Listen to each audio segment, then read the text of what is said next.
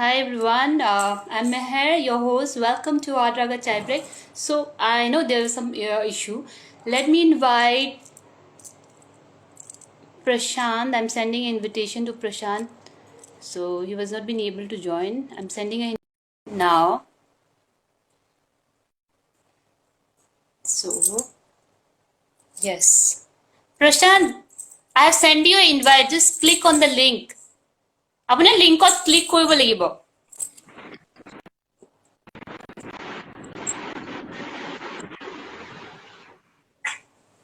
Hi. Hello. How are you? Namaskar. Welcome to Art Raga Chai Break. So, whoever has joined Art Raga right now, I would like to tell you that Prashant belongs from the northeast part of the India, and he's from Assam, but he's based in Delhi, and he's a studio. He has a studio in Garhi also, and we are going to talk about how he started his journey in the field of art and what he experienced and about his chai moment.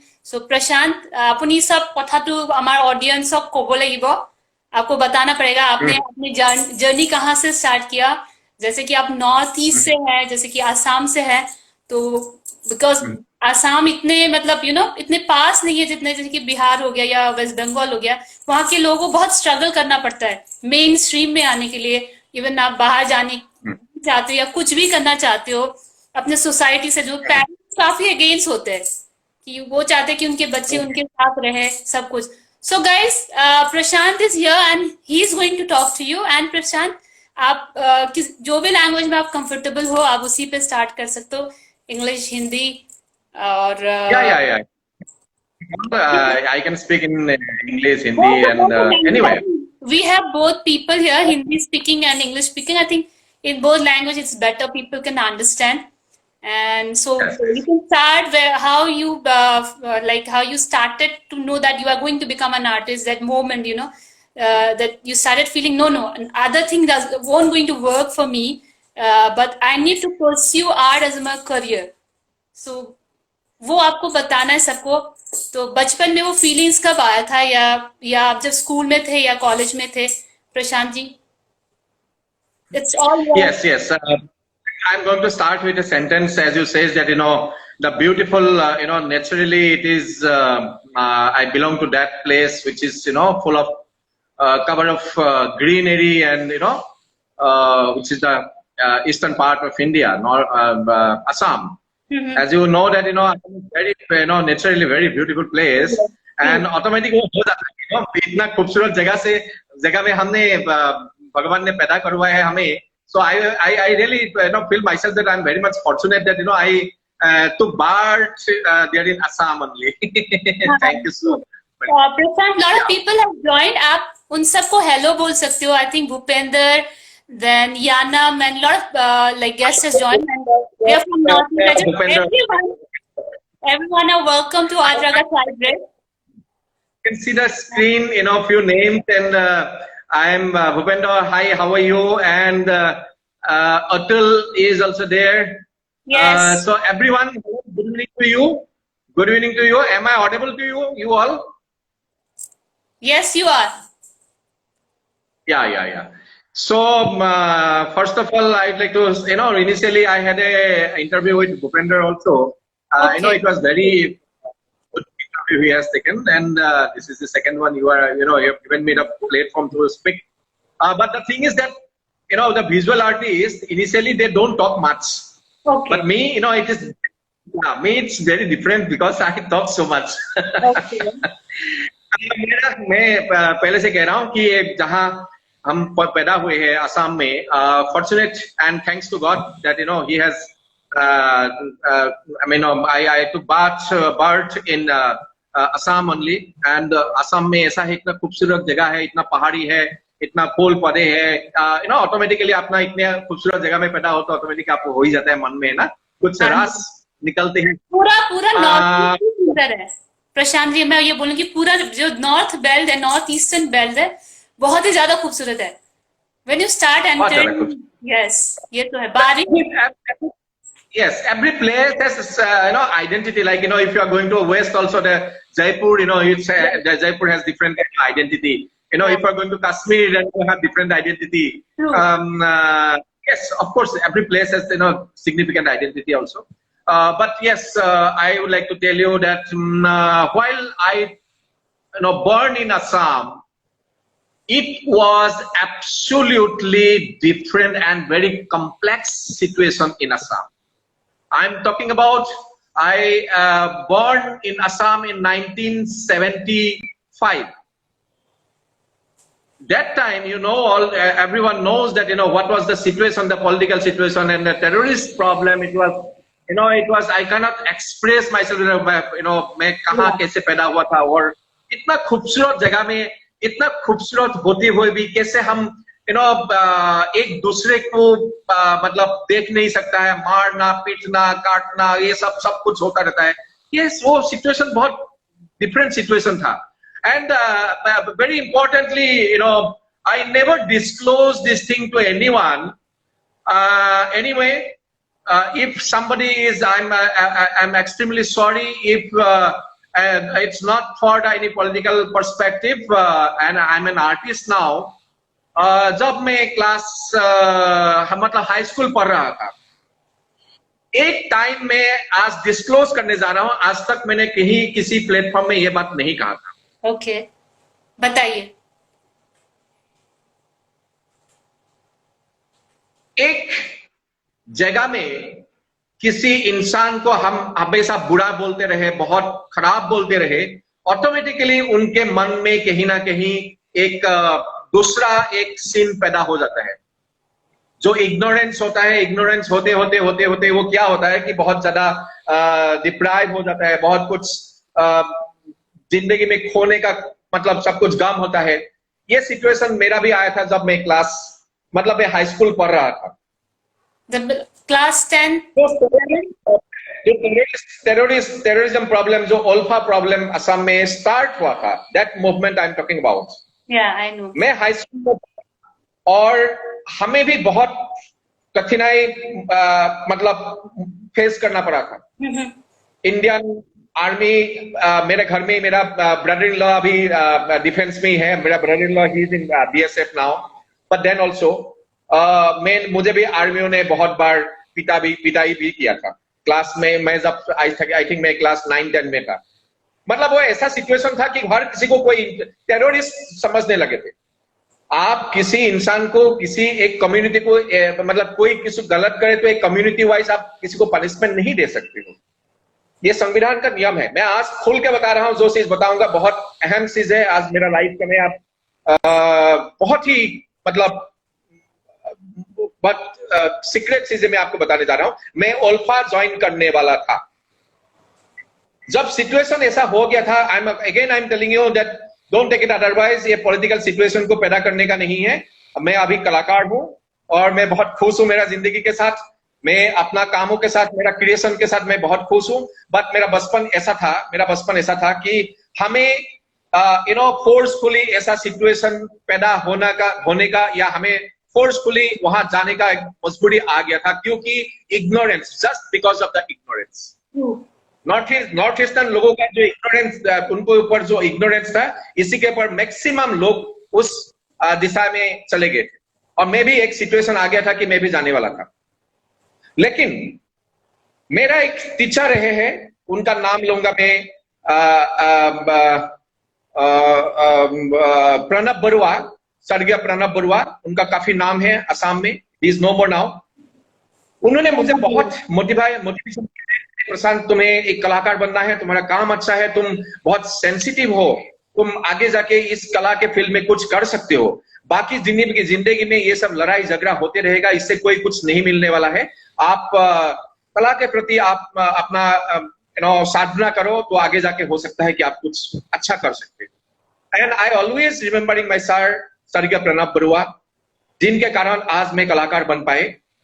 और जिस दिशा में मैं जाने के बिल्कुल तैयार हो गया था, बिल्कुल मतलब एक वन स्टेप अहेड हो जाता तो मैं, हो सकता है कि आज मैं इस दुनिया में नहीं रहता. मैं टेररिस्ट बन जाता, कहीं ना कहीं मुझे भी मार दिया जाता है. लेकिन उस वन स्टेप अहेड नहीं जाके वन स्टेप बैक होके मैं जब क्रिएशन के फील्ड में आ गया, तो हो सकता है कि आज आपके साथ हूं, आप लोगों के साथ बातचीत कर पा रहा हूं, और भगवान करे कुछ पेंटिंग वगैरह कुछ जब तक है कर सकता हूं। Okay. और इसके साथ का भी काफी भूमिका रहे, उन्होंने बहुत एनकरेज किया। सिचुएशन इतना गंभीर होते हुए भी कभी उन्होंने मुझे माना नहीं किया, क्योंकि हर एक बच्चे के अंदर कुछ ना कुछ टैलेंट होता है। हर एक बच्चे में कोई ना कुछ टैलेंट होता है, और उस टैलेंट को आइडेंटिफाई करने के लिए कोई बच्चे जो कुछ बनना चाहते हैं, कुछ मतलब वेरी अंदर से कुछ करना चाहते हैं, तो कभी वो मना नहीं करना चाहिए, क्योंकि हर एक बच्चे के अंदर कहीं ना कहीं कुछ टैलेंट छुपा रहता है। शायद मेरे अंदर भी वो एक चीज छुपा हुआ था कि मैं उसको आइडेंटिफाई किया कि मैं आगे जाके कुछ क्रिएटिव के फील्ड में ही कुछ आगे जाके कुछ करूं। बट ये मोस्ट सीक्रेट चीजें मैं आपको बता रहा हूं कि मैं टेररिस्ट बनते बनते मैं फिर क्रिएटिव पर्सन बन गया।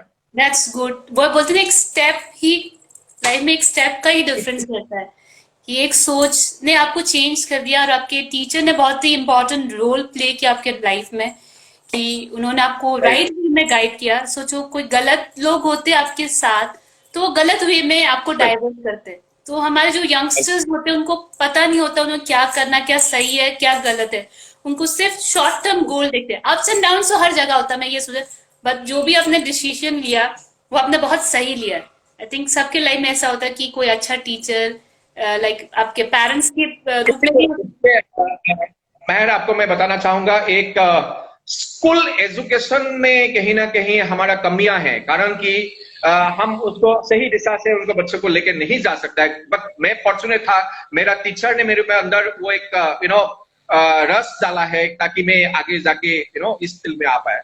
नहीं तो ये मैं कहीं ना कहीं खत्म हो जाता है। इस तरह से मेरा ही नहीं है, बहुत सारे टैलेंटेड बच्चे खत्म हो चुके हैं।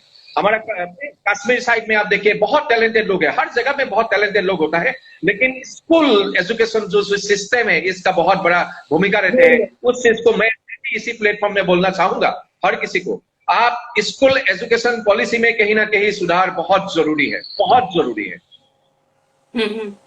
मैं भी ये बिलीव करती हूँ, जैसे कि जब मैं देखती हूँ, जैसे कि I have a daughter, she is 8 years old, उन जो सिस्टम है पढ़ाई का मैं देखती हूँ, जैसे कि मैथ सिखाना है कुछ, वो क्या है रॉटन, आपको ना रट्टाफिकेशन करना है, कुछ चेंज भी हो रहा है वो बच्चों को समझ नहीं आ रहा है।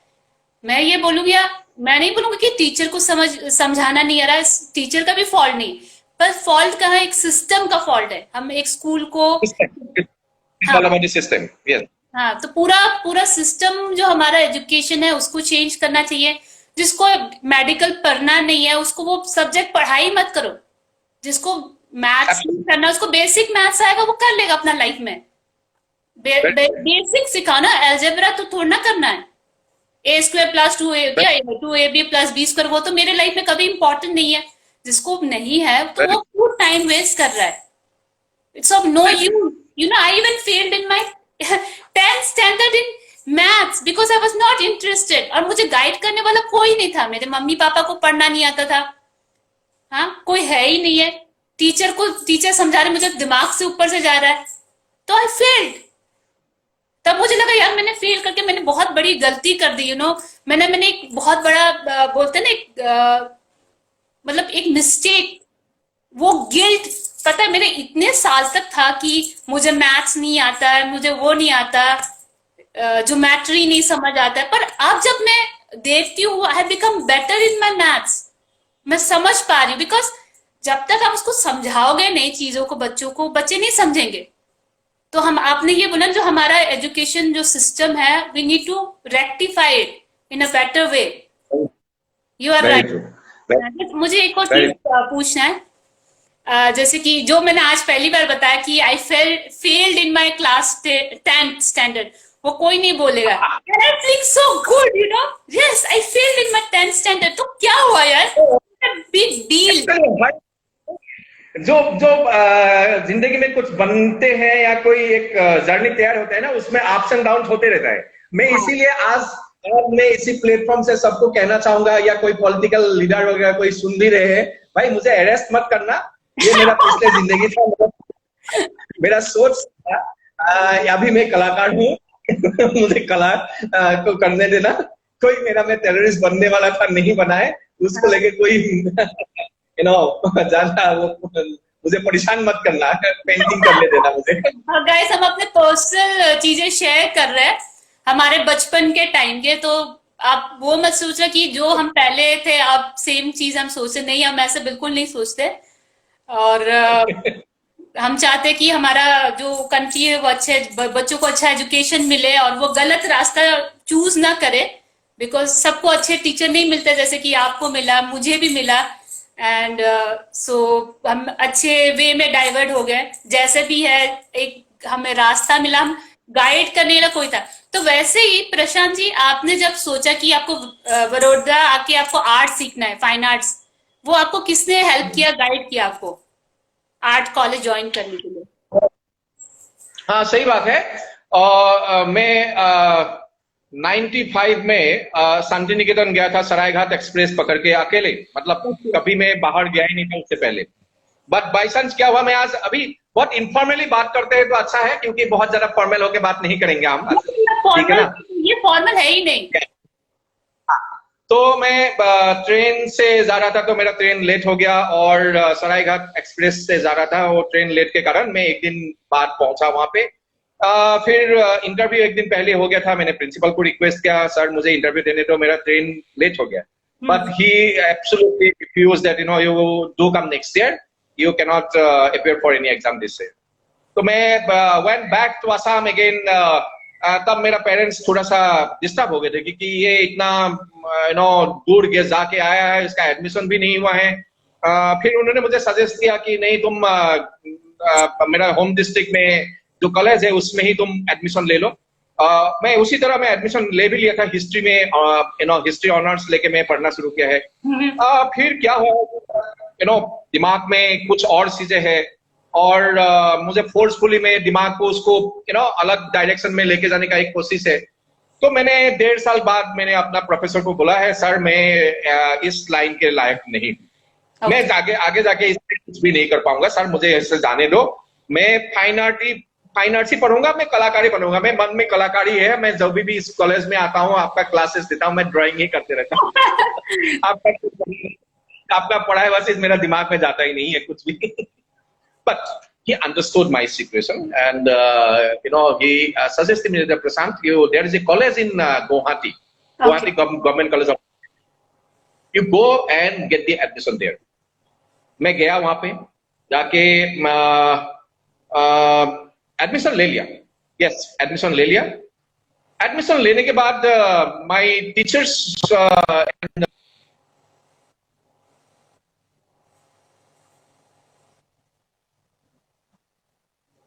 उस कॉलेज को छोड़ के आना पड़ा, क्योंकि बहुत सारे सीन था, कुछ प्रॉब्लम्स था, जो मेरा पर्सनल लाइफ के साथ था या जो भी हो, मेरा सारे टीचर्स और सारे कलाकार लोगों के साथ मेरा बहुत अच्छा संबंध है असम के।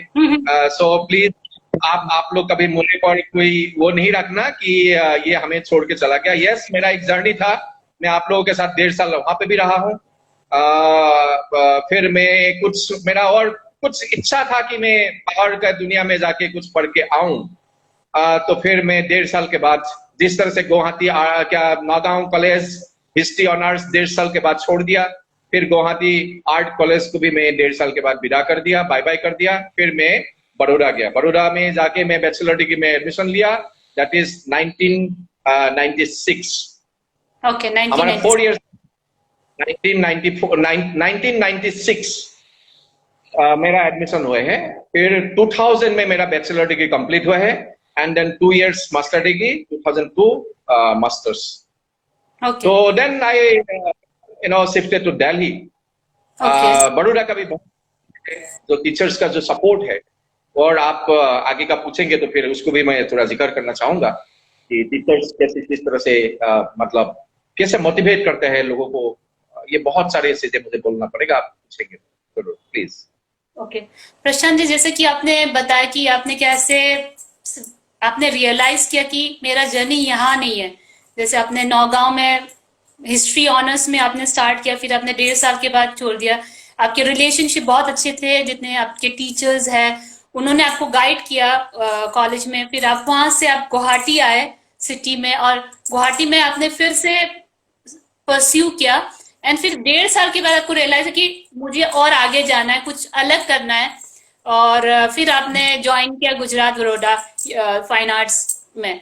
तो जो टीचिंग जो आपके फैकल्टी थे बड़ौदा इंस्टीट्यूट में, वो उनके टीचिंग मेथड्स कैसे थे?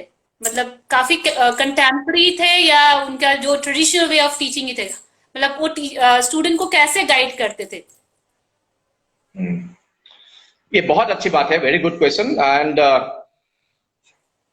जैसे कि अभी मैं आपको जितने कॉलेजेस हैं, इंस्टीट्यूशंस, यूनिवर्सिटीज इंडिया में है, उसका सब लोग अच्छा करते हैं, सब लोग अच्छा पढ़ाते हैं, but the methodology there in Baroda MS university it is absolutely different. It is absolutely different. Why it is different, मैं आपको उसके बारे में बताना चाहूंगा।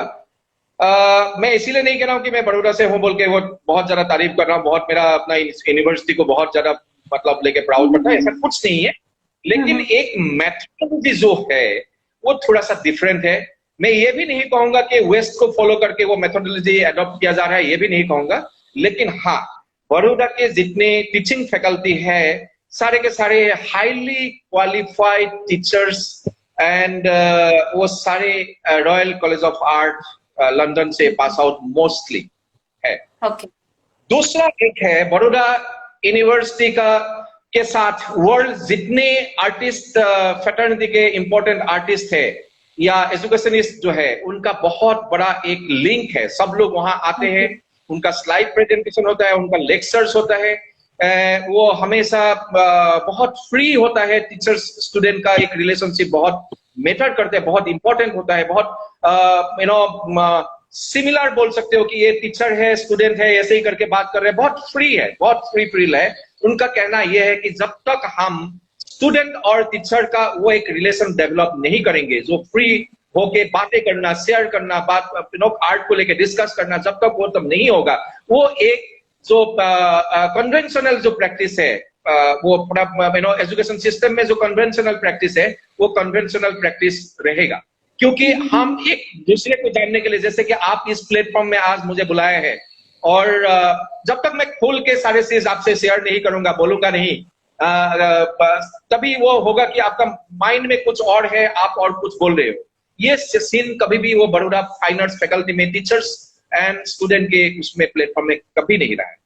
सेकेंडली क्या है, बाहर के आर्टिस्ट के साथ साथ इंडियन जो इंपॉर्टेंट आर्टिस्ट है, आप विमान दास से ले लो, आप ज्योत्सना भट्ट टीचर रही है, ज्योति भट्ट टीचर रह चुके हैं, और फिर जयराम पटेल से लेके ये सारे लोग जितने लोग हैं, आपका ध्रुव मिस्त्री, he was very world contemporary artist, और एक बार कुछ दिन के लिए वो दिन बन के भी वहां आए थे।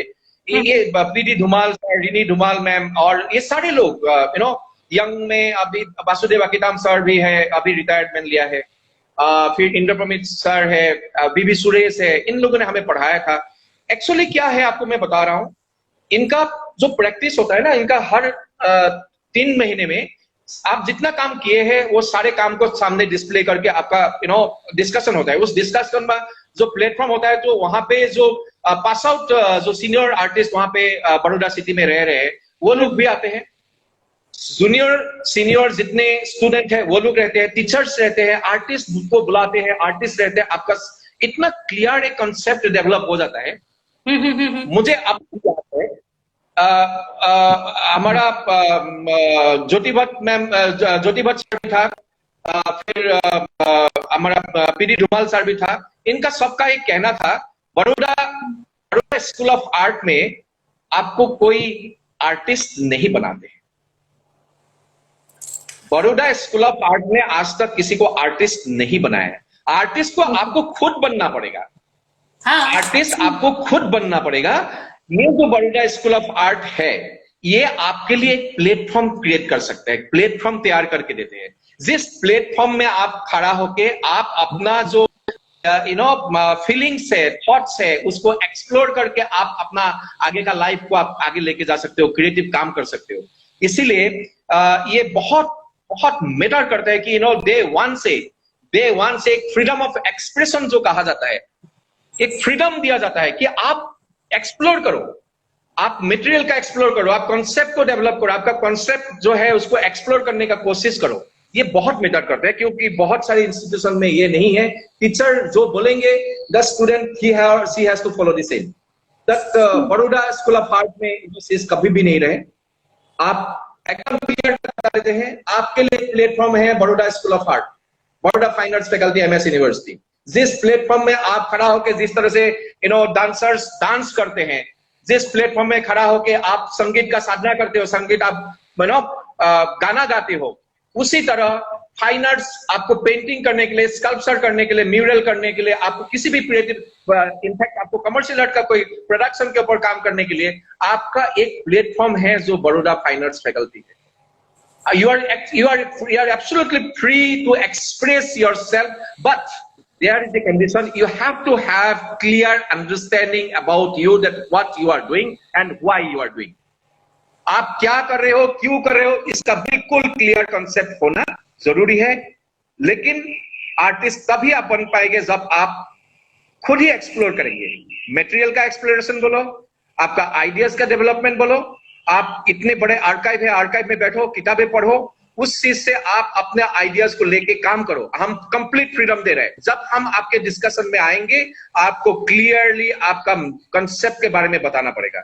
जब तक देखिए, एक ये बाकी जो सब्जेक्ट का जो पॉलिसी है पढ़ाने का, उनका थोड़ा सा डिफरेंट है, क्योंकि फाइन आर्ट्स ऐसा नहीं है, कंप्लीटली क्रिएटिव एक अर्ज है, क्रिएटिव सिस्टम, इसका पर्सपेक्टिव में आपको काम करना है। जब तक आप उसको एक्सप्लोर करने का एक सुविधा नहीं देंगे, आप एकदम फ्रीडम नहीं देंगे, तब तक आप कभी अपने आप को पहचान नहीं पाएंगे। सबसे पहले आपको आर्ट करने के लिए आप कौन हो, मैं प्रशांत कलिता कौन हूं, आप कौन हो, इस चीज को जानना, मैं और आप, हमें जानना बहुत जरूरी है।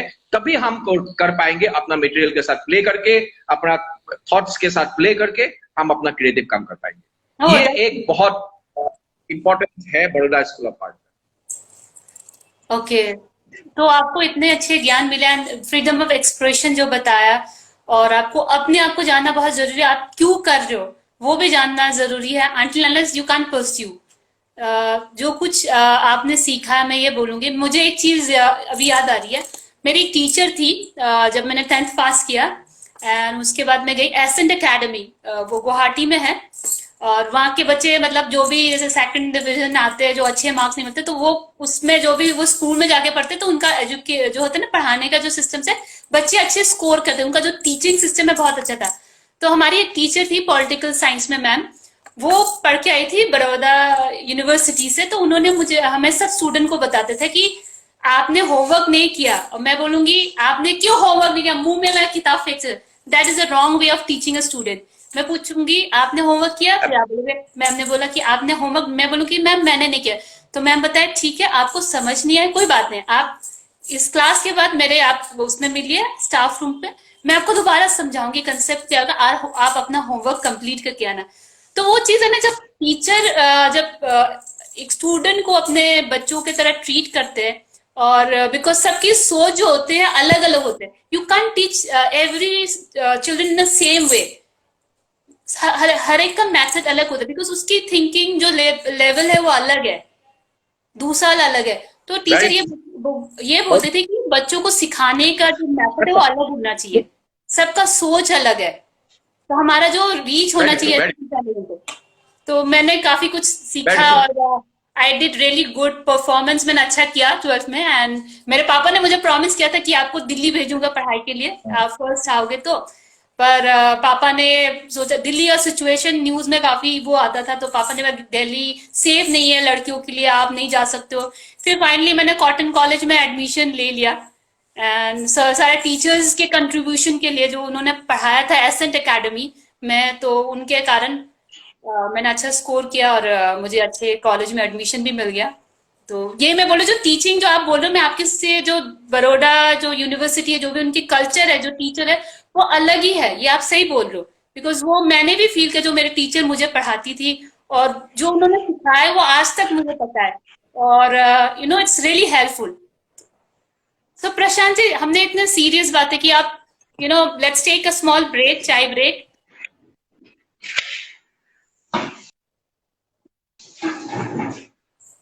आपका नेटवर्क का प्रॉब्लम है लग रहा है। मेरा है, मुझे लग रहा था। You have any? Okay okay या। हाँ, तो मैं ये बोल रही हूँ कि जैसे कि मैं, ये हमारा शो का नाम है आठ रागा चाय ब्रेक। तो Assam being the largest anyway हाँ जी, हाँ जी, थैंक यू। तो आप एक चाय मोमेंट हमें हमारे साथ शेयर करना पड़ेगा। हमारे पूरे जो भी दर्शक है, जो इंस्टाग्राम्स में फॉलोअर्स है, जो अभी हमें लाइव देख रहे हैं, तो चाय के बारे में थोड़ा बताइए, ऐसे कि असम इतना फेमस है चाय के लिए और कितना इम्पोर्टेंट है the people of Assam, and तो आप थोड़ा शेयर करेंगे। आपका आवाज ब्रेक हो रहा है, आपका आवाज मैं ये ब्रेक हो बोल रहा है। ओके, मैं ये बोल रही हूँ प्रशांत जी, एक चाय मोमेंट। तो असम जो है चाय में काफी फेमस है, मैं ये बोल रही हूँ, वन ऑफ द लार्जेस्ट हाँ हाँ, producer of T. yes yes, Assam is famous for tea only. Yes, so I'm saying that Assam is our show's famous. name is also chai break. You know, it's Chai break, called chai chai break. break. So can you share Chai, one of your chai. yes?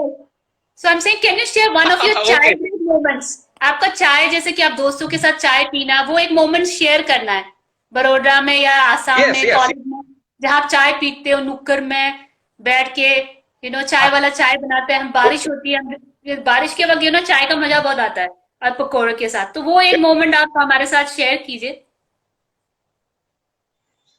तो कैसे share करने का? P के share करूं? ठीक है ना, बोल के पी लीजिए। आपने एक लाइफ में एक चाय मोमेंट शेयर करना है। चाय पीना कितना इंपॉर्टेंट है आपकी लाइफ में, ये बताना है, या फ्रेंड्स के साथ या अकेले बैठ के। ये तो बहुत इंपॉर्टेंट बातें हैं। हम चाय के लिए एक्सक्यूज मी, थोड़ा सा नेट चाय हाँ जी, फैकल्टी में काम करते करते, यूनिवर्सिटी में काम करते करते हम विष्णु का लाड़ी में, दूरा भाई लाड़ी में, काकी के लाड़ी में भाग जाते थे वो चाय पीने के लिए। ठीक है, अभी गड़ी में तो अभी इसको बोलूं, रवि है हमारा चाय वाले, ये बहुत शंकुरा के समय से है, शंकु चौधरी के समय से है। इनको हम जैसे बोल तुरंत चाय आ जाते हैं। तो ये तो चाय तो हमारे ओके, चाय के तो हमारा चाय पियो तभी ये थोड़ा सा काम करना चालू करते हैं। तो प्रशांत जी, आपने बताया कि आप सरायघाट एक्सप्रेस पे ट्रैवल कर रहे थे। तो जब भी हम ट्रेन पे ट्रैवल करते हैं, हम एक पॉइंट करते हैं कि चाय वाला एवरी स्टेशन में आते हैं, तो वो चाय पीने का जो मजा आता है जो ट्रेन में, आपको याद होगा। अभी आवाज बोले कैसे चाय कैसे बोलते हैं ट्रेन में? नहीं, मैं बोले ट्रेन में कैसे, मतलब जो चाय पीने का जो चार लोगों के साथ बैठ के ट्रेन में, वो मजा ही अलग होता है। सब अपने अपने कप प्याला लेते, चाय के प्याला, वो जो बातें डिस्कस करना, वो चाय पीना, वो ट्रेन का अलग ही एक एक्सपीरियंस है। बिल्कुल होता है, बिल्कुल होता है। आप लोग लेडीज लोगों का किटी पार्टी में चाय के साथ जो होता है ना, हमारा भी किटी पार्टी होता है। पहली बार पता चल रहा है कि आदमी का किटी पार्टी, हाँ, गर्ल्स के तो किटी पार्टी होते हैं। हाँ। ये बहुत इंटरेस्टिंग है, इंडियन रेलवे में आप ट्रेवल करो, सुबह जो चाय बेचने आता है उसका वॉइस अलग होता है, दोपहर का चाय बेचने आता है उसका वॉइस अलग होता है। आप रात को ट्रेवल करते वक्त आपको सीट नहीं मिले तो बीच में सो रहे हो, वहां पे आके आपके ऊपर से वो चढ़ के जाएंगे, उस टाइम उसका चाय बोलने का आवाज अलग होता है। चलो चाय। हाँ, ये तो है, ये बहुत इंटरेस्टिंग है। मैं इसके आगे एक जो आप टॉपिक के बारे में बता रही थी, उसका एक एक्सटेंशन में और एक बात मुझे कहना होगा। ओके।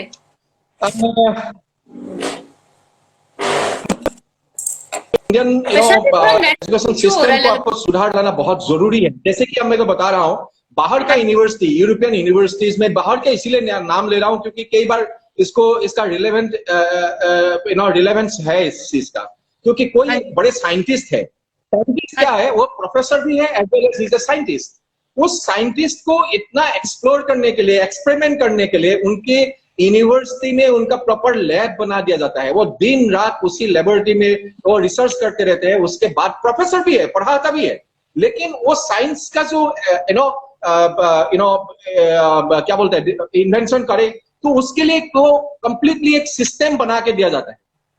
ये सीन इंडियन सिस्टम में नहीं है। आप किसी भी कॉलेज और स्कूल्स में भी इनफैक्ट आप कुछ करना चाहते हो, आपका टीचिंग के साथ साथ आप कुछ करना चाहते हो, एकदम दिमाग में हायर अथॉरिटी लगा देगा, बच्चों को पढ़ाओ और कुछ मत करो। लेकिन ये एब्सोल्यूट डिफरेंट सिस्टम था बड़ौदा फाइन आर्ट्स फैकल्टी का।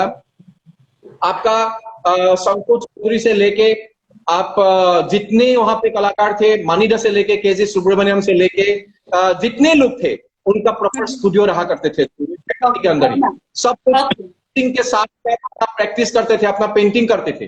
वो एक क्या होता है कि हम देख रहे हैं कि वहां पे ज्योति भट्ट सर अपना प्रेस में काम कर रहा है, ज्योत्सना भट्ट मैम चली गई है, वो भी काम कर रही है, पीडी धुमाल काम कर रहा है, रिनी धुमाल काम कर रही है। ये सब लोग जब खुद ही अपना पेंटिंग करते रहते हैं, प्रिंट मेकिंग काम करते रहते हैं, ऑटोमेटिक एक आपका इतने स्टूडेंट रहते हैं ना, उनका मोटिवेशन ही नहीं है, वो बिल्कुल एक्चुअली वो डिटरमाइंड हो जाता है, उसको भी जाके ये करना है, ये वो एक्सप्लोर करने का एक बहुत बड़ा ये सीन बहुत इंस्टीट्यूशन और यूनिवर्सिटीज में नहीं है, जो मैं देख सकता हूं मेरा परसेप्शन से। लेकिन मैं इसीलिए कहना चाहूंगा, आप सिस्टम को बदलो, आप एजुकेशन सिस्टम को बदलो, ये बहुत जरूरी है।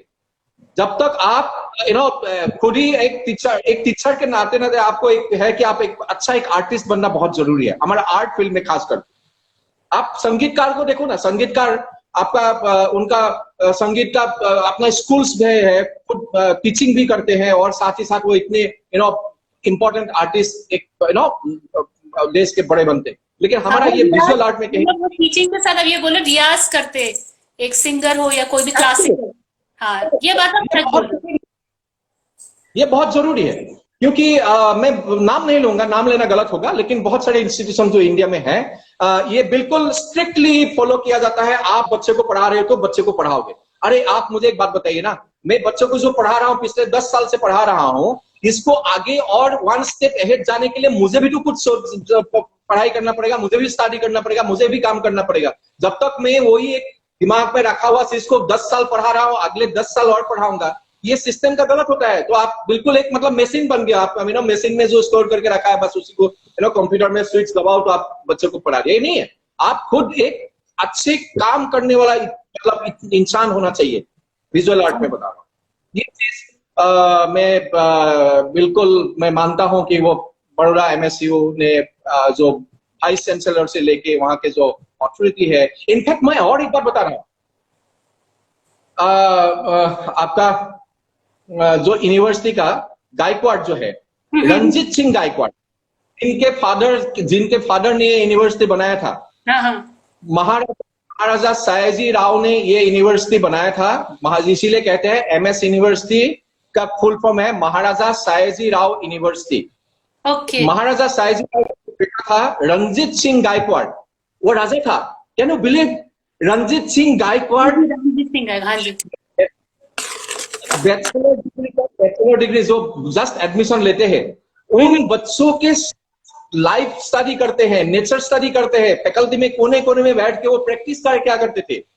एक राजा था, एक राजा रंजीत सिंह गायकवाड़, आपका सयाजी राव गायकवाड़ के बाद रंजीत सिंह गायकवाड़ खुद ही एक राजा होते हुए भी यूनिवर्सिटी में आते थे, फाइन आर्ट्स फैकल्टी में खास करके आके वो प्रैक्टिस क्या करते थे बच्चों के साथ बैठ के, हम लोगों के साथ बैठ के। रंजीत सिंह गायकवाड़ ने हमें खुद पेंटिंग क्या करते थे, ड्राइंग क्या करते थे। आप इस चीज का बहुत अहम भूमिका होता है ये चीज। हाँ ये बात आप सही बोल रहे हो। जैसे कि बच्चे जो है ना, हम बड़ों को देख के काफी कुछ सीखते हैं। जैसे कि हम बच्चों को बोलेंगे कि आप किताब पढ़ो, वो नहीं पढ़ेंगे। You need to study first. आपके हाथ में किताब होना जरूरी है, तब आपको बच्चों को सिखाना नहीं पड़ेगा।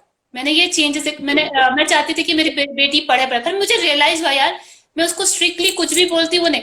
तो I need to change myself, कि मैं अपने बच्चों को चेंज करूं। पहले मुझे, जैसे आपने बोला कि टीचर का अपना स्टूडियो होता है, वो जाके काम करेगा, एक स्टूडेंट देखेगा, वो जाके लगे यार मेरा टीचर इतना डेडिकेटेड है, let me also do my work. हम बोलोगे ये करो वो करो, कोई नहीं करेगा।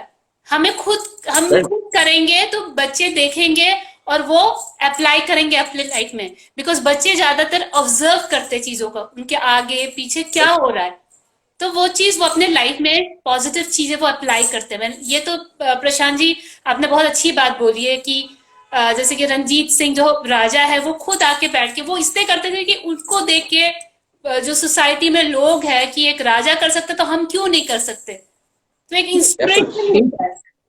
He passed away long back, 7-8 years back. He passed away, but not only in the field of visual art. He used to go to performing art faculty also. वहां पे भी गाके बहुत अच्छा वोकलिस्ट थे वो, बहुत अच्छा वोकलिस्ट। कल्चर है, एक ट्रेडिशन है, एक के बाद एक का एक जो इसीलिए मैं कहूंगा कि हो सकता है 20% आर्टिस्ट काम नहीं करते हैं बड़ौदा से पास आउट, बट 80% लोग काम करते हैं। 80% लोग, जितने लोग वहां पे पढ़ाई करके निकलते हैं उसमें से 80%, वो कितना बड़ा कलाकार बनते हैं, क्या बनते हैं, that is different matter, but 80% लोग अपना काम करते हैं। ये बहुत अच्छी बात है। जब तक हम काम नहीं करेंगे, आपको आर्टिस्ट बनने के लिए तभी कर पाएंगे ना जब आप प्रैक्टिस करेंगे, काम करते रहेंगे। ये सारी चीज बहुत जरूरी है। True. वो मोटिवेशन हमें डे 1 से मिला था। मुझे आई एम फॉर्चुनेट दैट मेरे साथ के बहुत सारे लोगों ने अप्लाई किया था, नहीं हुआ था, बट इन दैट केस मैं बहुत ही खुश किस्मत वाले हूँ। मुझे भगवान ने शायद इतना आशीर्वाद दिया कि मैं उन टीचर्स के गाइडेंस में पढ़ के निकला हूँ, और उनका मोटिवेशन जो है ना मुझे इतना स्ट्रॉन्ग। और दूसरी बात, और एक बात बता रहा हूं, कभी भी ईगो बोल के, हाई प्रोफाइल आर्टिस्ट बोल के कुछ भी नहीं होता था। सरल स्वभाव के होते थे। हो सकता है उन लोगों का पेंटिंग लाखों करोड़ में बिके, पर वही है जाके दुरा भाई लाड़ी में, विष्णु लाड़ी में, काकी के लाड़ी में, सेलिम भाई के लाड़ी में, सब लोग आके उसी लाड़ी में बैठ के चाय पियेंगे। जितना भी बन जाए, कोई ईगो नहीं होता है, कोई भी ईगो नहीं होता है। क्योंकि मैं वही बता रहा हूं, आप पहले बोल रहे थे ना कि एक टीचर स्टूडेंट का रिलेशन होता है। जब हम जाके, आप मान लीजिए बीबी सुरेश के साथ हम एक ही साइड में, एक ही मतलब साथ ही बैठ के चाय पी रहे, तो उस चाय में इतना इंटीमेसी होता है, इतना इंटीमेसी होता है। फ्रेंड्स कंप्लीट करते हो आप, और जब फ्रेंडशिप जब होता है ना, आप सारी चीज खुल के बोल सकते हो, खुल के डिस्कस कर सकते हो। ये तो है इंस्टीट्यूशन से। और दूसरी बात है, मैं और एक बात बताना चाहूंगा। दूसरी बात है कि एक कलाकार 4 दीवारों के अंदर बंद होकर कलाकारी करने से कलाकार कभी नहीं बन सकता है। आपका जो थॉट प्रोसेस आता है, आप कहां से आते हैं? हमारा जो सराउंडिंग है, हमारा सर्कमस्टेंस है, उनसे आता है। आपको ट्रेवल करना है, घूमना, लोगों से बातें करना है, बहुत जरूरी है उसमें। और एक बहुत अहम चीज ये है कि wherever you are going, wherever you are doing, whatever you are doing, उसमें हमेशा आर्ट को लेके discussion, only talking about art and aesthetics and philosophy is good। अब हमेशा देखिएगा, हमारे हाथ में एक बैग में स्केच बुक रहता है। सही में बता रहा हूं मैं आपको, मेरा मतलब बैग में 2 स्केच बुक में लेके कैरी करके घूमता हूं। कारण क्या पता है? डे 1 से हमें सिखाया जाता है कि sketching is the first thought. हम जो ड्राइंग करते हैं ना, स्केच जो करते हैं, वो that is the real work of art, जो फर्स्ट थॉट होता है। उसके बाद जब हम स्टूडियो में बैठ के पेंटिंग करते हैं या बड़े कैनवास में काम करते हैं, that is the second thought. आपका फर्स्ट थॉट से लेके आप, क्योंकि आप देखिए, कवि लोग जो होता है, कविताएं जो लिखते हैं, वो हमेशा एक डायरी हमेशा हाथ में होता है। ट्रेवल कर रहे हैं, बस में जा रहे हैं, ट्रेन में जा रहे हैं, फ्लाइट में जा रहे हैं, कहीं ना कहीं उनका मन में जो शब्द आता है तुरंत वो डायरी में लिखते हैं। उनका वो डायरी और हमारा स्केच बुक, ये बहुत अहम चीज होती है। Sketchbook is the real work of art and the first thought. इसीलिए मैंने आपको आज बोला है, let us talk about my drawing, that is we have time.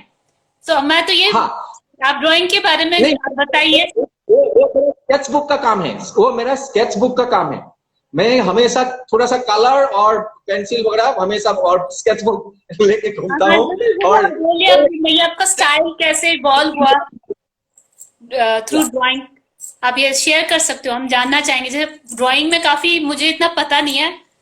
Drawing का मतलब जो भी बोला बच्चों को कि ड्राइंग करना है, एप्पल बनाना, ये तो ड्राइंग करना है। तो हम सबसे ज्यादा जब भी बच्चे स्टार्ट करते हैं कि ड्राइंग करो बोलते हैं, सो आपने ये बोला कि ड्राइंग एक ऐसा प्रोसेस है कि एक आर्टिस्ट के लाइफ में कि वो कुछ भी उसके थॉट प्रोसेस चल रहा होगा उसको अपने स्केच बुक में वो एक्सप्रेस करना। जैसे एक राइटर हो, उसके दिमाग में कोई भी प्रोसेस या थॉट है, उसको लिखना है कि बोला बच्चे को बोला कुछ आपके दिमाग में आ रहा, कुछ राइटिंग करना है, आप एक काम को उसको नोट करो। इन वही चीज एक आर्टिस्ट को एक स्केच बुक में नोट करना होता है। तो आपने ये चीज कहाँ से सीखा है? जैसे कि हाँ, मतलब किसने आपको बताया कि ये ज्यादा इम्पोर्टेंट है? कहाँ सीखा आपने? कि स्केच बुक में ही? मैं यूनिवर्सिटी में सीखा था ये चीज, क्योंकि मुझे ये अभी भी याद है कि हम रात भर फैकल्टी में काम करते थे, और और एक हमारे लिए ये था, आप रात को रुक के भी आप फैकल्टी में काम कर सकते हो। ओके। हम मुश्किल से हॉस्टल जाते थे, सुबह नहाने धोने के लिए हॉस्टल जाते थे, बट मोस्टली हम स्टूडियो में ही रह जाते थे यूनिवर्सिटी में। और 12-1 बजे हम रेलवे स्टेशन बिल्कुल पास में है, वहां पे पैदल जा सकते हो, पूरी रात आपको चाय मिलेगा, चाय पकौड़ा मिलता है, सेव साल मिलता है, ठीक है ना, ये खाते जाते थे रात को। और वहां जाके हम खुद ही स्केचिंग करते हैं, और आप पूरी रात देखेंगे कि वहां कोने में कोई ना कोई आपका कोई फाइन आर्टी है जो मिलेंगे स्केच बुक लेके। रात को 2 बजे भी जाएंगे ड्राइंग कर रहे हैं, रात को 3 बजे भी जाएंगे, कहीं ना कहीं आपको कोने में देखेंगे कि कोई फाइन आर्टी जाके वो स्केचिंग कर रहे हैं।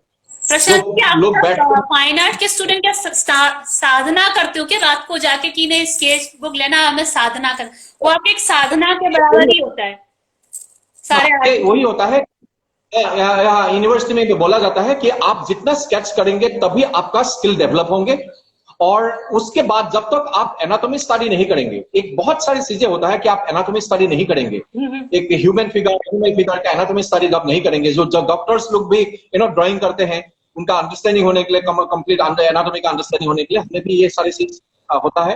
हम कहीं पे भी जाके, रात हो दिन हो, पर धीरे धीरे क्या होता है, MS फाइनल ईयर में, मतलब मास्टर डिग्री आके वो स्केचिंग का वो क्या बोलते हैं, रेलवे स्टेशन में, बस स्टैंड में जाके नहीं होता है, और वो जहां कहीं पे भी होता है वो बिल्कुल स्केच बुक साथ में रहता है और स्केचिंग करता है। बट जो फाउंडेशन कोर्स से होता है, बैचलर डिग्री फर्स्ट ईयर से जो है, उनका एक सिखाया जाता है कि आपको एनाटॉमी स्टडी करना पड़ेगा, आपको सीखना पड़ेगा। आप जाइए, कहीं पे भी जाइए, रात में जाइए, दिन में जाइए, कहीं पे भी जाइए। और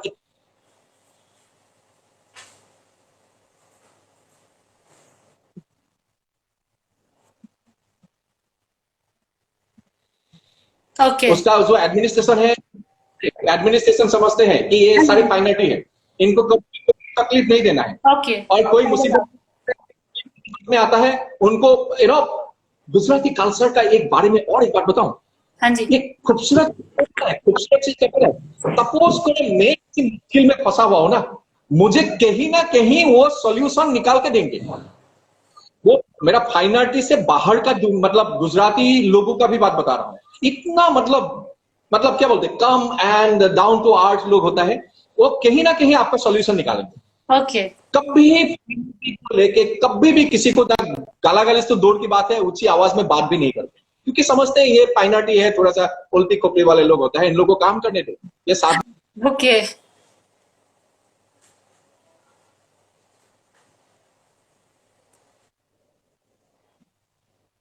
प्रशांत जी, थोड़ा सा ना नेटवर्क इशू हो गया था। हाँ जी, आप ये बोल रहे थे कि बड़ौदा में जब जितने भी बच्चे, फाइन आर्ट्स के बच्चे जो कर रहे हैं, रात को जाके कोई भी काम करें, कहीं भी रेलवे स्टेशन या बस स्टेशन हुआ, तो उनको कोई दिक्कत नहीं होती, बहुत ही कोऑपरेट करते। इवन द लोकल्स जो है वो भी समझते हैं, वो भी जैसे कि बच्चों को कोई दिक्कत हो वो हेल्पफुल है। तो मतलब एक सेफ सिटी है स्टूडेंट्स के लिए, एजुकेशन के लिए, जो परस्यू करना चाहते हैं, बड़ौदा जाना चाहते हैं, पढ़ना चाहते हैं, तो उनको कोई दिक्कत नहीं आती है वहां पे। आप ये बोल रहे हो, काफी फ्रेंडली एनवायरनमेंट है। हाँ जी। आप मुझे एक बात बताइए, मैं दिल्ली में रह के आज मेरा 20 साल से ऊपर हो गया, मैं रात को 2 बजे कहीं बैठ के कुछ ड्राइंग कर सकता हूँ?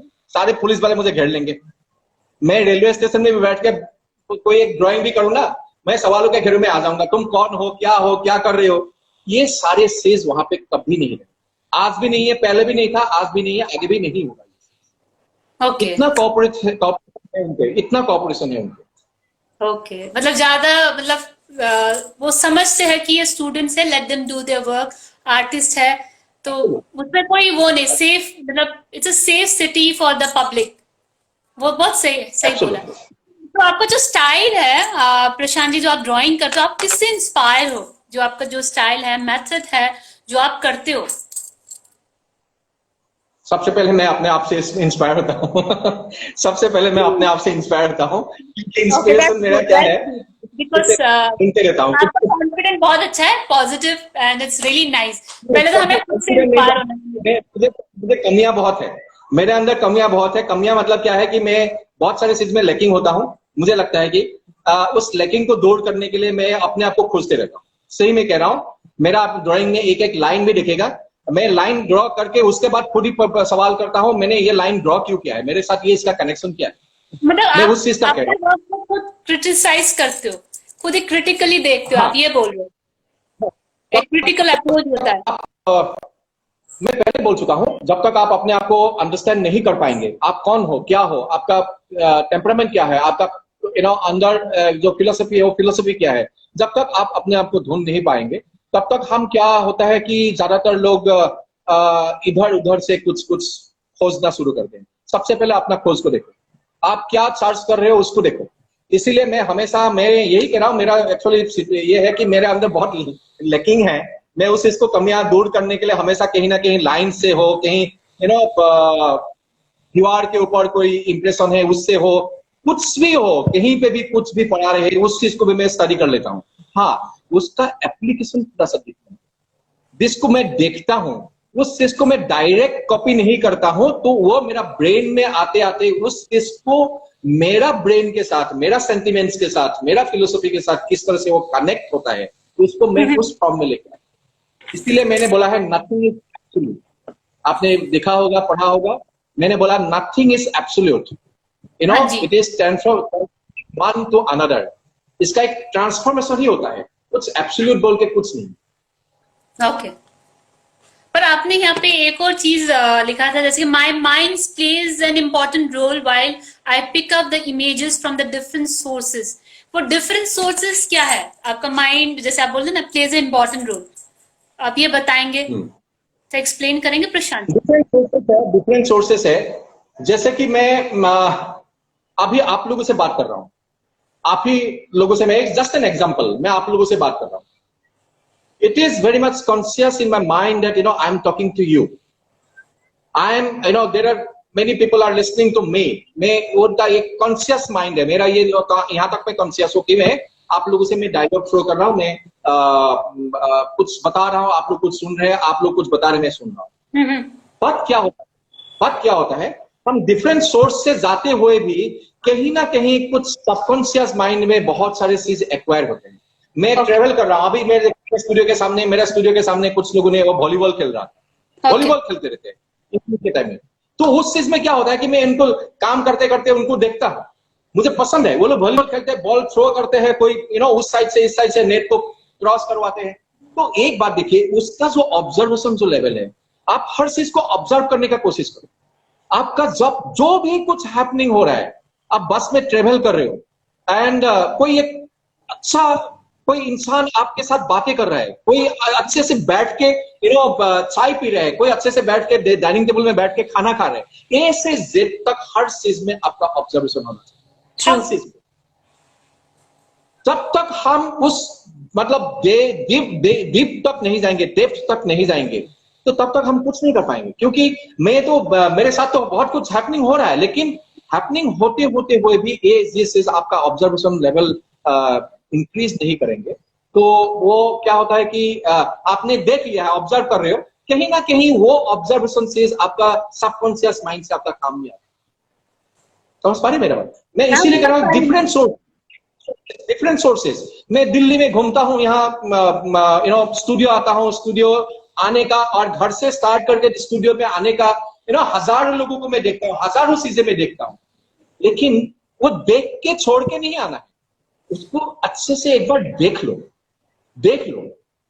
ये इसीलिए वो ऑब्जर्वेशन तभी वो स्किल डेवलप होंगे जब तक आप उस चीज को एक प्रयास करेंगे, देखने का एक कोशिश करेंगे। इसीलिए मैंने कहा है कि मेरा डिफरेंट सोर्सेज से वो चीज आता है। हाँ, उसको मैं इंप्लीमेंट कैसे करूं, उसका एप्लीकेशन क्या होगा, वो मेरा अपने हिसाब से इसको अप्लाई करने का कोशिश। तो प्रशांत जी, जैसे आपने बोला कि आप चीजों को ऑब्जर्व करते हो एंड जैसे कि आप ट्रैवल कर रहे हो अपने घर से लेकर स्टूडियो तक, जो भी हो रहा है आपके सराउंडिंग में आप ट्रैवल, उसके बाद आप जो भी ऑब्जर्वेशन हो चुका आपके ब्रेन में, आप रिकॉल भी करते हो उसको। जैसे कि आप घर जाते हो वापस जो सोते वक्त, या लोग रिकॉल भी करते हैं, तो आप रिकॉल भी करते हैं अपने ऑब्जर्वेशन को? बिल्कुल। हम बहुत सारे, मैं वही कह रहा हूँ, घर से निकल के जब स्टूडियो में आता हूँ, कम से कम मान लीजिए 20-25 इंसिडेंट कुछ न कुछ कहीं ना कहीं मैं ऑब्जर्व करके आया हूँ। बट उसमें से क्या होता है, कुछ चीजें जो होता है, आप मान लो कि कहीं बस से ट्रेवल कर रहे हो, बहुत कुछ देख रहा हो, अचानक आप देखना आपका आई कुछ सेकंड के लिए किसी एक चीज के ऊपर स्थिर हो जाता है, आप एकदम से रुक जाते हो। इसका मतलब सेंस, आपका सेंसेशन जो है उस चीज को देखने के लिए थोड़ा सा आपका आंखों को रुक देते हैं, है ना। ये चीज हमारा भी होता है। वो 20-25 इंसिडेंट या दिन का जितने हैपनिंग हो गया है, उसमें से कुछ चीजें होता है कि मेरा ब्रेन में रह जाता है, मैं ब्रेन में देख लेता हूँ, मैं ब्रेन में उसको सारी फॉर्म में रख लेता हूँ। और ये नहीं है कि मैं काम के लिए वो उसको सोर्स निकाल के लाया हूँ। हाँ, ये है कि मेरा जो वो ऑब्जर्वेशन, इसका स्टडी जो दिमाग में रह गया है, उसका मैं क्या है कि मैं स्टूडियो में जब बैठता हूँ, वो तब तक मैं कॉन्शियस फोन में होता हूँ। जब काम करते करते किसी एक डिफरेंट पर्सपेक्टिव में मेरा माइंड, स्टेट ऑफ माइंड चले जाते हैं, तो हो सकता है वो सारी चीज में भी नहीं पता है, क्योंकि मैं उस स्टेट ऑफ माइंड को तो खुद ही कैप्चर नहीं कर पाता हूँ। तो इसीलिए वो एक हो सकता है वो सारी चीज से वो जो एक्वायर हुआ था माइंड में, उसका रिफ्लेक्शन मेरा सरफेस पे।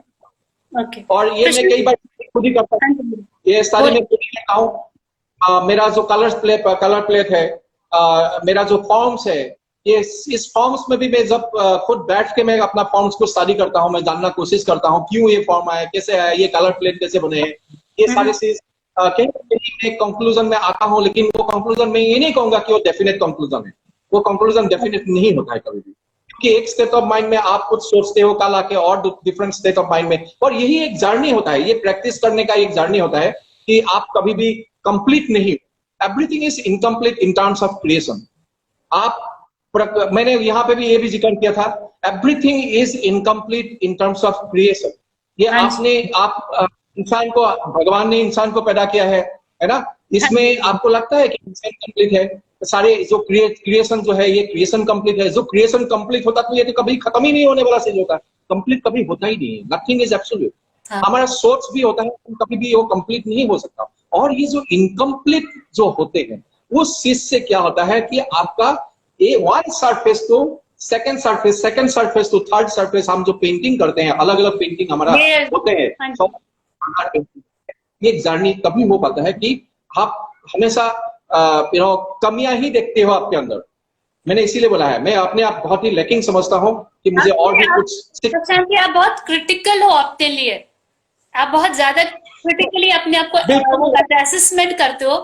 और मुझे हाँ जी, आप मैंने बोल दिया, आप पता गलत बोल रहे हो, आप नहीं बोलना चाहिए you are lagging behind, you are not lagging behind, you are assessing yourself in a very critical way.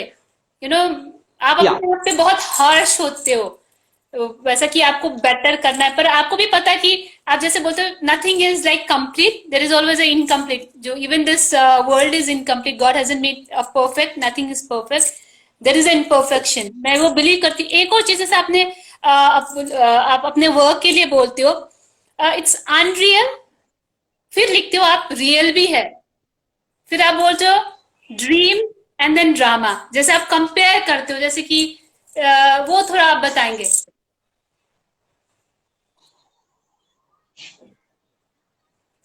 Same चीज है, आप जो रियल समझते हो, दिस इज रियल चीज है, किसी और के लिए वो अनरियल है। मेरे लिए रियल होता है, किसी और के परसेप्शन से वो रियल नहीं है। मैं समझता हूं ये सही है, आप समझते हो ये गलत। इसीलिए ये जो इन टर्म्स ऑफ ये जो क्रिएशन होता है, हम जो समझते हैं ये क्रिएटिव अर्ज है, ये क्रिएटिव डोमेन है, कोई भी इसमें कुछ भी रियलिटी नहीं है, फिर भी ये रियल है। रियलिटी नहीं होते हुए भी ये रियल होता है। कारण क्या है कि हम रियल नहीं समझेंगे तो ये जो एग्जिस्टेंशियल जो एलिमेंट्स है, इसका एग्जिस्टेंस का कारण ही क्या है, जब तक हम रियल नहीं समझेंगे। हम तो सोच लेते हैं कि हम बहुत बार हम आध्यात्मिक बन जाते हैं। जैसे थोड़ा सा आप स्टेप बाय स्टेप आप लाइफ को देखना कोशिश करते हैं, बचपन से लेके आपका एजुकेशन से लेके आपका बैचलर से लेके आपने थोड़ा सा एस्टेब्लिशमेंट का लेवल आया, उसके बाद में थोड़ा सा बुढ़ापा आ गया। बट बचपन में आपके जोश और जवाब जो मतलब होते थे, आप बुढ़ापा में जाके वो धीरे धीरे कम हो जाता है और आध्यात्मिक में ज्यादा हो जाता है। ये सारी एक साइकिल होता है, आप समझ पा रहे हो, एक साइकिल होता है। लेकिन जो चीज आप बचपन में रियल समझ रहे थे, वो चीज धीरे धीरे बुढ़ापा में जाके उसको आपको अनरियल लगने लगता है। जो चीज अनरियल लगते थे, बुढ़ापा में जाके जाके उसको वो रियल लगने लगता है। हम हर एक इंसान ये यंग एज में बहुत कुछ कर लेते हैं। हाँ, कोई भगवान का विश्वास नहीं करता है, मंदिर नहीं जाता है, वो इंसान को आप देखिएगा कि बुढ़ापा में जाके वो मंदिर में ही बैठे रहते हैं, बिल्कुल मतलब पुराण हो या भागवत हो, जिनके भी जो भी हो उसके साथ ही बैठे थे। क्या है जो हम अनरियल समझते थे, वो जाके बुढ़ापा में वो रियल हो गया। ये सारे चीज, और इसी में आपका ड्रीम और ड्रामा जो हम आर्टिस्ट लोगों के साथ बहुत ज्यादातर यूज होता है, डे ड्रीम बहुत यूज होता है। कैसे कि मैं स्टूडियो में बैठा हुआ हूं, आंख बंद कर गए, मेरा दिमाग बिल्कुल सेंस है, मैं नींद में नहीं हूं, लेकिन क्या है कि मैं इस दुनिया से खो चुका हूं, किसी और एक दुनिया में जा चुका हूं। मैं भूल चुका हूं कि मेरा आसपास में हैपनिंग क्या हो रहा है। That is called the day dream. आप नींद में नहीं हो, लेकिन सपना देख रहे हो, आंख खोल के सपना देख रहे हो। मैं आज सोच रहा हूं कि मैं प्रशांत कलिता जाके पिकासो बन जाऊं, मैं प्रशांत कलिता जाके माटिस बन जाऊं, मैं प्रशांत कलिता जाके मैं वैन गॉग बन जाऊं। वो जो है वो है आपका डे ड्रीम, मतलब बिना सोए हुए आप सपना देख रहे हो। लेकिन आवाज नहीं आ रहा है। हाँ, लेकिन क्या है, वो एक ड्रामा है। आपका क्या कह रहे, आपका वॉइस नहीं आ रहा है। आप बोले ना ड्रामा है, ड्रामा जो डे ड्रीमिंग जो हम करते हैं, आंख खोल के करते एक आर्टिस्ट, ठीक है। और जैसे कि वो सोचते हैं वो पिकासो है या बड़े आर्टिस्ट के साथ अपने आप को कंपेयर, मैं बोले वो चीज भी फुलफिल होते, but you need consistency and you need a time for that, you need to wait. आप जो बोलते हैं रियल एंड अनरियल थिंग। हाँ, रियल एंड अनरियल का मैंने बता दिया है। हाँ जी। ड्रीम एंड ड्रामा का जो है, ड्रीम एंड ड्रामा का जो कंसेप्ट है, मैं वही बता रहा हूँ। आप खोल के कुछ सपना देख रहे हो, आप रियलिटी से बाहर निकल चुके हो। आप मतलब सेंस है, आप नींद में नहीं हो, लेकिन क्या है कि आप ये बन जाऊंगा, ये मैं बनूंगा, वो मैं बनूंगा, ये सब सारे चीज जो रियलिटी में होता नहीं है, ये अपने अंदर ही एक ड्रामा आप क्रिएट कर रहे हो। जो मंच में एक ड्रामा नहीं होता है, डांस ड्रामा होता है, थिएटर होता है, वो उस चीज को आप क्या होता है कि उस चीज को अपने आप एक्वायर कर लेते हैं, जो रियलिटी में होता नहीं है। रियलिटी में जो प्रशांत है वो प्रशांत ही होगा, जो माटिस था वो माटिस ही होगा, वैन गॉग जो था वो वैन गॉग ही था। लेकिन हम लोगों का सपना, मैं ये कह रहा हूं कि लोगों का जो सपना होता है ना, लोगों का जो सोच होता है, बहुत आगे तक निकल जाता है, लेकिन वो रियलिटी से बिल्कुल बाहर निकल जाता है। ये हम इस चीज को जब तक हम ऑब्जर्व नहीं करेंगे, और मेरा ये ऑब्जर्वेशन का सोर्सेस मेरा इधर से है, मैं भी इस तरह से देखता हूं, लेकिन क्या है कि मैं आंख बंद करके वो इमेज को लेकर सपना सोचता हूँ कि पैसे को लेकर मैं सपना नहीं सोचता। थोड़ा बहुत आ जाता है। That's nice. प्रशांत जी, मुझे जैसे कि आपने बोला कि my painting comprise the symbolic expression, सारा सिंबॉलिकली आप जो भी आपका एक्सप्रेशंस है, डिजायर्स है, वो सब आप एब्स्ट्रैक्ट फॉर्म में वो दिखाते हो। आप वही देखिए, इसको मैं एक एग्जांपल में लेके आ रहा हूं। एक रेड लाइट में आप गाड़ी स्टॉप कर लेते हो, इसका कारण क्या है? एक साइन है कि आप रेड लाइट है, यानी you have to stop your car, है ना? हाँ जी। उस रेड लाइट को ट्रैफिक पॉइंट से उठा के मेरा स्टूडियो में मैं रख लूं या डिस्प्ले कर दूं, that is not called the sign, that will उसको बोलेंगे सिंबल, उसको Okay. सिंबल कहेंगे। एक ही ऑब्जेक्ट सर्कमस्टेंस बदलते, उसका एनवायरनमेंट बदलते, साइन से सिंबल हो गया। ऑब्जेक्ट एक ही है, वो है रेड लाइट का, जो आप स्टॉप फुल वो रखते हो ना, लाल बत्ती जो होता है, वो जो ट्रैफिक सिग्नल है, समझिए। साइन हो गया। You at any cost you have to stop your car, you cannot go ahead, sign. उस रेड लाइट को मैं उठा के लाके मेरा स्टूडियो में मतलब कर दिया, मैं डिस्प्ले कर दिया, कहीं गैलरी में लगा दिया, गैलरी में वो साइन नहीं रहा। आप रेड लाइट को क्रॉस करके भी जा सकते हो, सो के भी जा सकते हो, देख के भी जा सकते हो, लेट के भी देख सकते हो, कुछ भी कर सकते हो। That will become the symbol. उस चीज को मतलब आप ये बोल रहे हो जो पर्सपेक्टिव है हमारा, वो चेंज हो जाएगा, जो हम जैसे कि ये मुझे ज्ञान मिला था, मेरा teacher, Baroda fine arts faculty का मेरा टीचर, आपका एकदम से तुरंत भूल गया, रुक जा, दीपक कर्नल सर ने ये हमें लेसन दिया था। ओके। साइन एंड सिंबल का जो फिलोसफी है, दीपक कर्नल सर ने मुझे सिखाया था। ये सारे चीज अभी हमारा डे टू डे लाइफ में एग्जीक्यूशन में होता है। हम इस चीज को अपने काम के साथ देखते हैं। जो चीज आप मान लीजिए कोई एक पार्क में कोई इंसान बैठे हुए हैं, उनको मैं सामने से नहीं देखा, क्या पीछे से देखा हूं, पीछे से मैं देखूंगा तो उस कुर्सी का 2-3 लाइनें देखूंगा और उसका सर देखूंगा, इतना सा। मैं कंप्लीट आदमी को नहीं देखा, लेकिन उसको मैं पीछे से देखा हूं, एंगल थोड़ा सा डिफरेंट। उस चीज को मैं एक लाइन से ड्रॉ करके मैं कह सकता हूं, वो मेरे लिए वो ह्यूमन। किसी और के लिए क्या होगा डिफरेंट है, लेकिन मेरे लिए एक लाइन से, एक हेड का एक लाइन से यहां तक मैं एक लाइन करूं, तो वो मेरे लिए ह्यूमन का हेड है। ठीक है, इस तरह से वो एलिमेंट्स आप जो होता है ना, ये आपका सोचने का तरीका, आपको एलिमेंट्स को एक्वायर करने का तरीका, आपको किस तरह से उसको एक्वायर करके आप कैसे इंप्लीमेंट करेंगे, यहां तक आपको थोड़ा सा ऑब्जर्व करना बहुत जरूरी है। और ये सब सारी चीज मैं करता हूं।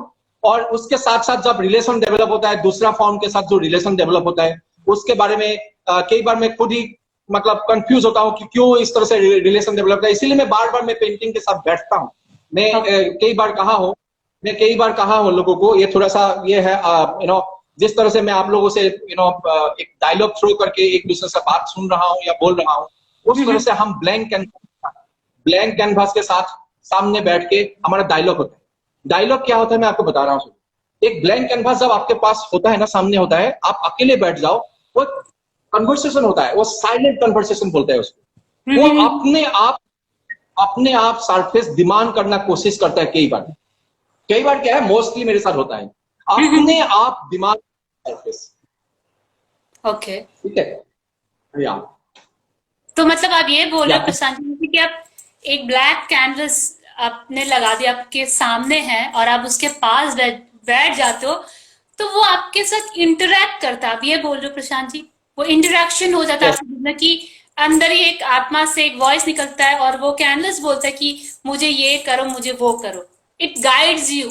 आप ये बोलना चाह रहे हो कि कैसे उसको वो करना है। आप मुझे बताइए, आप जब पुराने किसी मोहल्ले में जाते हो, उसका दीवार में पानी पड़ के उसका सरफेस कुछ बन गया है, आप अचानक जाके देखते हो ये क्या है, ये तो कुछ भारत का मैप जैसा लग रहा है, कोई एनिमल फॉर्म का जैसा लग रहा है, कुछ निकलते हैं।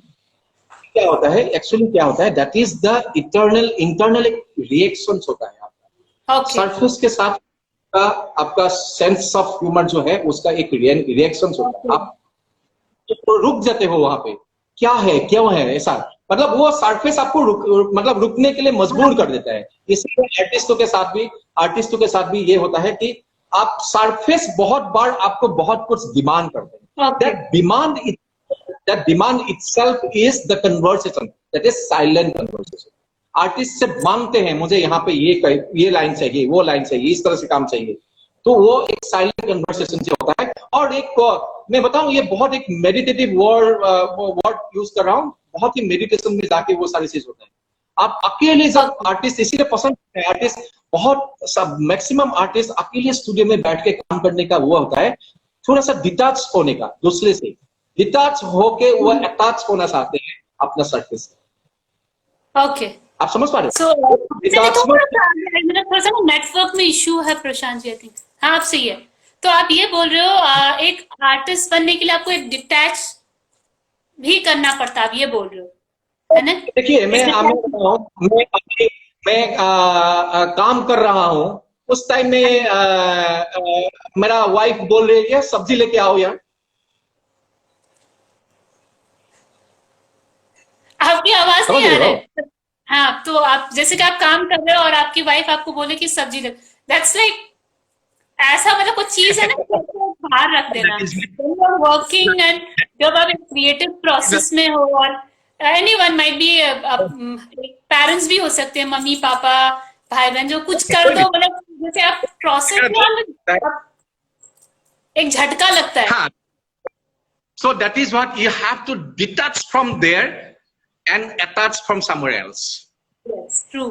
कई बार करते हैं, और वो लोगों के ये नहीं होगा तो आप इस यहाँ तक आप कॉम्प्रोमाइज नहीं करेंगे, सेक्रीफाइस नहीं करेंगे, हम पेंटिंग नहीं कर पाएंगे।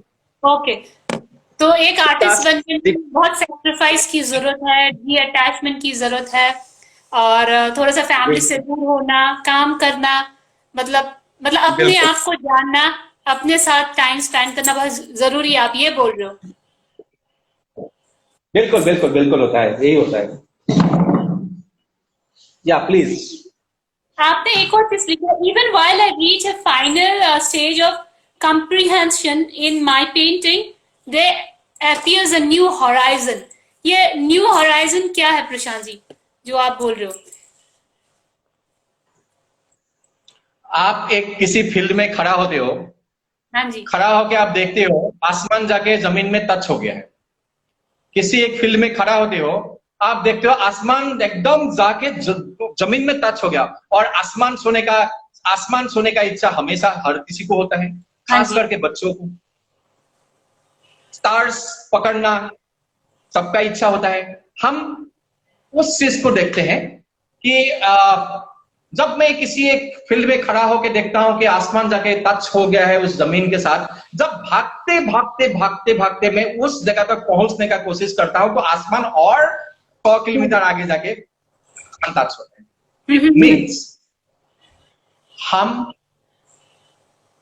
जो पेंटिंग करते हैं, हम कहते हैं कि मेरा ये पेंटिंग कंप्लीट हो गया है, मैं खुश हो गया हूं, मैं हैप्पी हो गया हूं, बहुत अच्छा लग रहा है, मेरा पेंटिंग कंप्लीट हो गया। That happiness never comes. हमेशा कभी भी आपका पेंटिंग कंप्लीट हो ही नहीं सकता है। आप पहुंचते हो, आप एक सरफेस के एक फ्रेम के अंदर आपने काम कर लिया है, आप हैप्पीनेस आपको अंदर आ गया है, आप खुश हो गए हो, आप हैप्पी हो गए हो, फिर आपका लगता है कि बहुत सेटिस्फैक्टरी काम हो गया है, तो आपका नेक्स्ट करने का क्या जरूरत है? आपका तो हैप्पीनेस उधर ही खत्म हो गया। ये एक हराइजन होता है। हम तभी इस हराइजन से दूसरे सरफेस तक पहुंचते हैं, दूसरे से तीसरे तक पहुंचते हैं। नहीं तो कोई भी आर्टिस्ट, आप देखिए, मैं आपको बता रहा हूं, द रियल आर्टिस्ट वर्ड में इसीलिए वर्ड यूज कर रहा हूं। There is a good work of art and a bad work of art, bad artist and the good artist. जो सीरियस आर्टिस्ट होता है, द सीरियसनेस जिनका काम में होता है, they never satisfied with their work, always वो अनसेटिस्फाइड रहते हैं अपने काम से। कारण क्या है? उनका जर्नी कभी भी खत्म नहीं होता है। आप, और एक बात बता देता हूं, किसी भी आर्टिस्ट को आप बूढ़े मत बोलना, वो इतना गुस्से में आ जाता है, क्योंकि they never wanted to become old. Desire, this is called the desire in terms of मुझे आज और भी ये 25 साल 50 साल जी के और काम करना है, दैट डिजायर। इसलिए आर्टिस्ट को कभी भी बूढ़े मत बोलना, गुस्से में आ जाता है। आपका वॉइस नहीं आ रहा है, वॉइस नहीं। मैं ये बोलूं, किसी को बूढ़ा बोला, मैं कोई भी हूं, मैं जानती, even a person is not an artist, even our parents, even one day I will be old, पर ये चीज हमें किसी को बोलना नहीं चाहिए, आप बूढ़े हो गए हो, आप बूढ़ी हो गए हो, आपको ये नहीं करना चाहिए. That's not I'm good. talking in terms of, I'm talking in terms of the creation. I'm talking in terms of, as you say, that what is horizon. Creation. Horizon. वो मैं ये बोली, कोई भी मैं ये बोल रही हाँ. हूँ, जनरली में स्पीकिंग पे मैं ये बोले, जैसे कि हम किसी को बूढ़े बोलते हैं, एक आर्ट होता है, एक संगीत होता है, डांस होता है, वो जो आर्टिस्ट में जो कला है वो कभी बूढ़ा नहीं होता है. That's always same. बिल्कुल I will say young and you know. यही होता है कि आपको जो बोलना है horizon होता है, आसमान जमीन के साथ टच करते हैं, वो जो हॉराइजन होता है हमारा पेंटिंग के साथ ये होता है कि हम कभी भी पेंटिंग को कंप्लीट बोलते ही नहीं, कभी भी सेटिस्फाइड होते ही नहीं है काम के साथ, क्योंकि वो सेटिस्फेक्शन जब हो जाएगा तब मेरा दी एंड उसी में आ जाएगा. तो एक कमी होता है, उस कमियों को पूरा करने के लिए हम सेकंड सरफेस में जाएंगे, सेकंड सरफेस में कुछ कमियां रहेगा, उसको पूरा करने के लिए थर्ड सरफेस में हम काम करेंगे. ये हमेशा आर्टिस्ट के साथ होता है. That is called the horizon में जो लिखा हुआ. ओके प्रशांत जी, आप अपने जो आर्ट एग्जीबिशन में सबको थैंक यू बोलना चाहूंगी. And guys whoever watching right now, Prashant in Art Raga Chai Break, I'm so thankful to you. Just because of your support we are here and I'm being able to come every Sunday just because of you. Because मुझे भी बहुत डर लगता है, because I need to like follow up and do lot of thing, because अभी Covid का time है, मेरा टीम भी हम घर में आना जाना नहीं कर सकते हैं, सो ये ऑनलाइन सारा काम होता है. एंड आपका सपोर्ट के लिए हम इतना अच्छा कर रहे हैं, and just because of you I am very thankful to each and every one, my viewers and my followers. So I request each and every one to follow art Raga and Prashant Kalita also in Instagram and other artists also. So thank you so much. और प्रशांत जी, आप अपने जैसे कि scholarship के बारे में, कोई national award कोई मिला उसके बारे में कुछ बताना चाहेंगे, आपके कमिंग एग्जीबिशंस के बारे में, सो कुछ शेयर कीजिए प्लीज. अभी हमारा एग्जीबिशंस, कई सारे एग्जीबिशंस रहा है और वो अभी पेंडेमिक के कारण थोड़ा अभी पोस्टपोन किया गया है. विजुअल आर्ट गैलरी में दो एग्जीबिशन होने वाले थे, वो पेंडेमिक के कारण पोस्टपोन हो गया है. हम आप लोगों को बिल्कुल, मेरा जितने फ्रेंड्स हैं, सारे आर्टिस्ट कलाकार लोग, हम सबके टच में हैं, सबके टच में हैं. हम आप लोगों को बताएंगे और आप कभी भी आ सकते हो मेरा स्टूडियो में. My door is always open for everyone. Prashant ji, जब भी आऊंगी तो लाइव व्यू दिखाऊंगी आपके स्टूडियो का, बिकॉज हमारे जितने भी फॉलोअर्स हैं, व्यूअर्स हैं, उनको पता चलेगा जो आर्ट परस्यू करे कैसा होता है. गढ़ी में स्टूडियो जो दिल्ली में नहीं है, जो दूसरे पार्ट ऑफ इंडिया में है, तो उनको पता चलेगा गढ़ी के स्टूडियो के बारे में. सो हम एक लाइव सेशन स्टूडियो का दरवाजा हमेशा सबके लिए खुला रहता है. हमें भी बहुत अच्छा लगता है लोगों के साथ इंटरेक्शन करके, बातें करके. चाय, आज जिस तरह से चाय पी के आज बातचीत हुआ है हमारे कैंटीन में, चाय ब्रेक चाय ब्रेक मेरा. चलिए ठीक है. Thank you so much. Thank you all. आपका चाय का कप नहीं दिखा मैं. मैं वही देख रहा हूँ, मेरा चाय का कप लेके गया लगता है.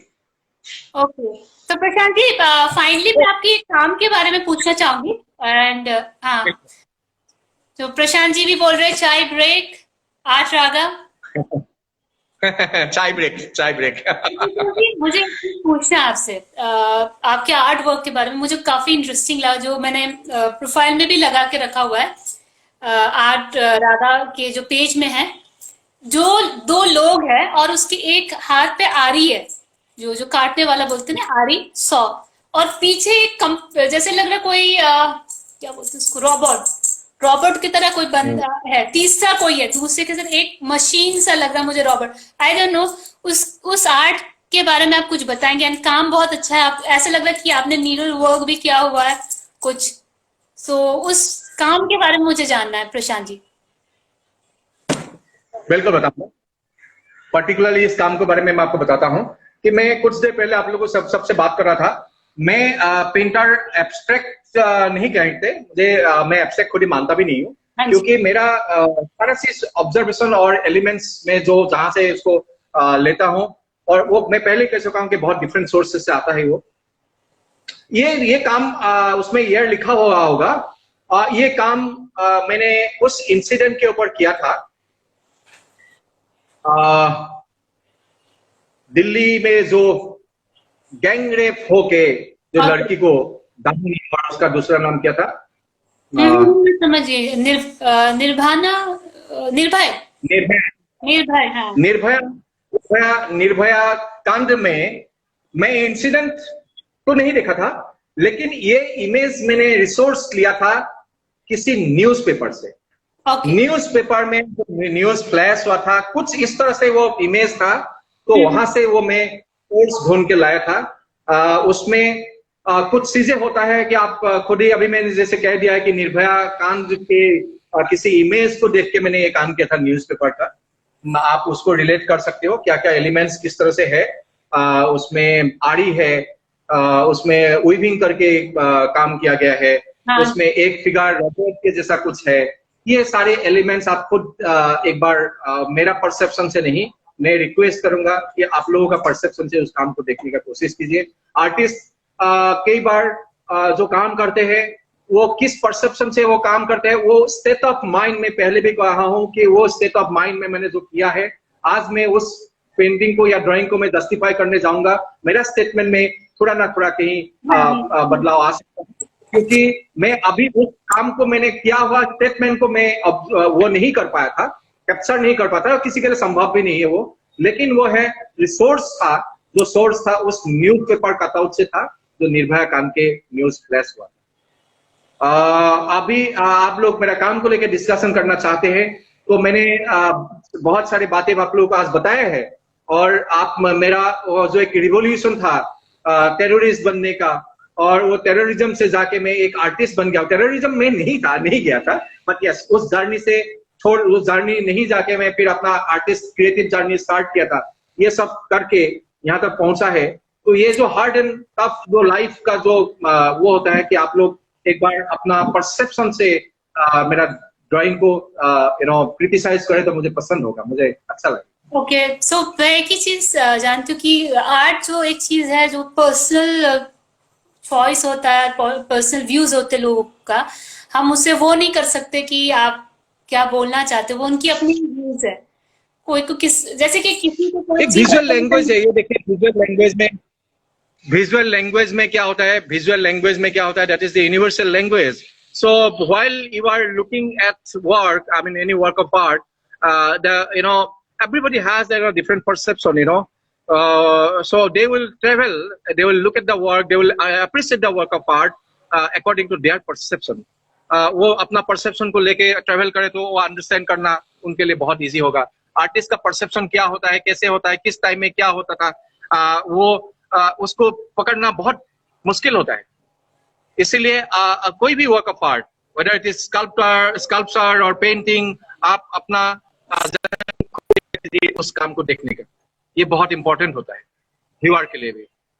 प्रशांत जी, मैं जैसे कि निर्भया जो केस था बहुत ही सेंसिटिव था, एंड आई थिंक एक लेडीज के लाइफ में, एक लड़कियों के लाइफ में it's not easy to tackle. तो मैं ये ऐसे लोगों को तो मैं सोचती हूँ दे शुड बी हैंड और there private part should be cut off.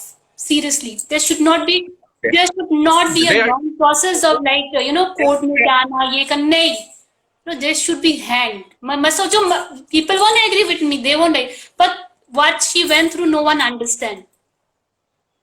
That is what I'm telling you, that the thing is that ये इन जिस तरह के ये सब लाइफ है, इन लोगों को रहने का कोई वो नहीं है, ये लोग एलिजिबल है ही नहीं इस दुनिया में रहने का। तो हम देखो सिस्टम के अंदर बंद है, हम सिस्टम से देखिए, हम कलाकार लोगों का एक ही है कि हम एक्सप्रेस करते हैं, बट वो एक्सप्रेशन क्या पता है आप, एक्सप्रेशन जो होता है ना, वो एक्सप्रेशन वहां तक जाते नहीं है जहां जाना चाहिए, है ना।